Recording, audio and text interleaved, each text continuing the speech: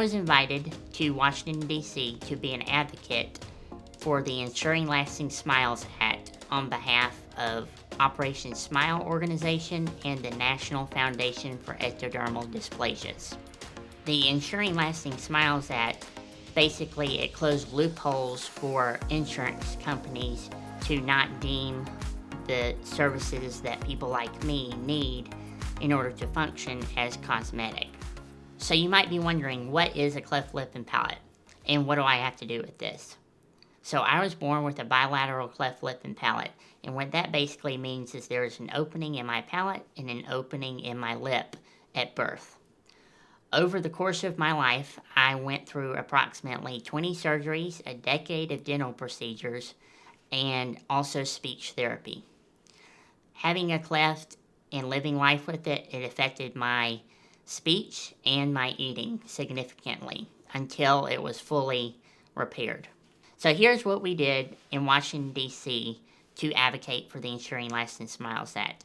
First, we were tasked to create reels and have the Ensuring Lasting Smiles Act start trending on Instagram and TikTok and also on Facebook, so it could be brought to the forefront of the conversation for when we would go to Capitol Hill.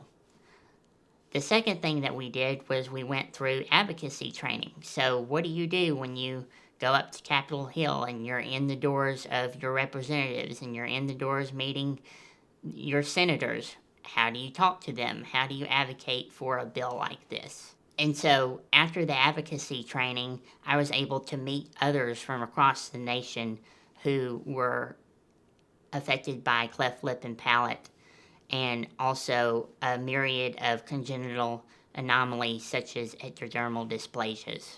Meeting others that were like me was a life-changing experience because honestly, growing up, I didn't really know whether there were other people like me out there that were my age. I was very fortunate in Bluff Park and in Bluff Park Elementary to have neighbors who supported me whenever I had surgeries, and also a school system that really supported me as well and really made me feel like I was just like anyone else. So what does this have to do with Bluff Park? I think one of the things that I learned being with people who are like me and have the same experiences and talking with our representatives is that we live in a nation and we also live in a state, honestly, that's really fortunate to have access to healthcare legislation like this. In Bluff Park specifically, I was fortunate enough to grow up in a community where everyone was welcoming, everyone was kind to me. I never felt like an outsider. So for you, Bluff Park, I really hope this is an encourager to you to just keep being you, keep being that kind community that you are.